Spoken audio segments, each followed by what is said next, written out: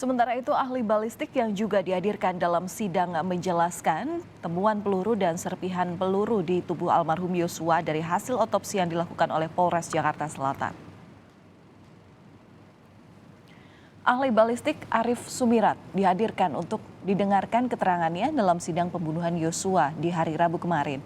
Arif mengatakan ada 3 proyektil yang diberikan penyidik Polres Jakarta Selatan. Ketiga proyektil yang ditemukan di tempat kejadian perkara dan di tubuh korban Yosua berasal dari jejak laras dari 2 jenis senjata, yakni HS dan Glock.